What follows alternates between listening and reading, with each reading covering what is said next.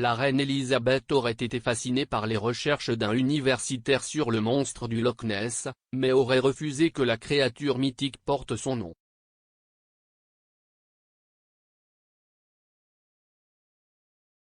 Sir Peter Scott, écologiste et fondateur de WWT, a été chargé d'enquêter sur l'existence du monstre du Loch Ness au début des années 1960.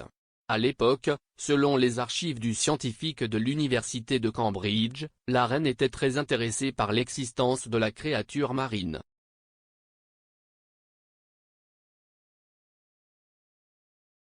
La reine a également demandé au fondateur de WWT de lui envoyer des mises à jour sur son enquête.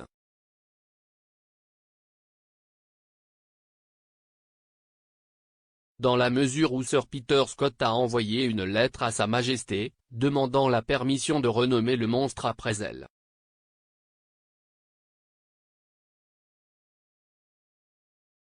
Il a ensuite reçu une réponse de Martin Charteris, alors secrétaire privé de la reine.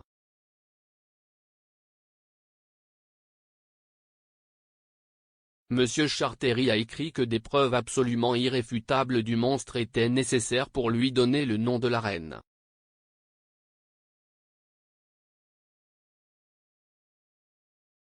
Il a déclaré, « Il serait très regrettable de lier Sa Majesté de quelque manière que ce soit à quelque chose qui s'est finalement avéré être un canular. »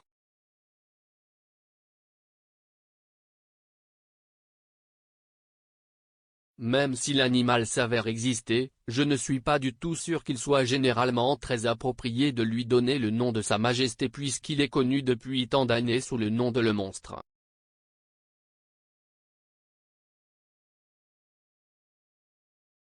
Il a ajouté que ce serait un grand jour dans le monde zoologique s'il pouvait être prouvé qu'un animal jusqu'alors inconnu existe.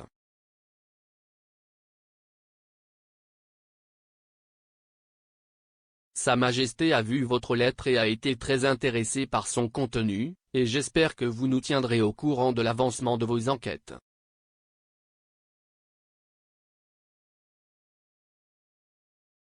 Sir Peter Scott a nommé la créature mythique Nessitra rhombopteryx en 1975, qui est rapidement devenue Nessie pour le grand public.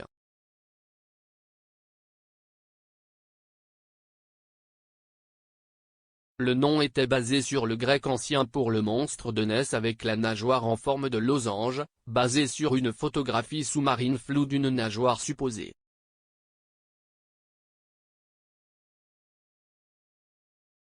Le Daily Telegraph a rapporté que Nessitra rhombopteryx était un anagramme de Monster Canular par Sir Peter S.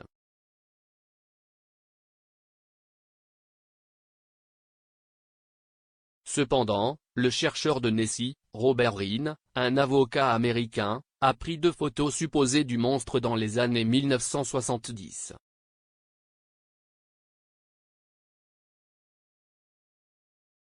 Il a réfuté l'hypothèse du Télégraphe et a plaisanté en disant que les lettres pouvaient également être lues comme une anagramme de oui, les 2 images sont des monstres, R.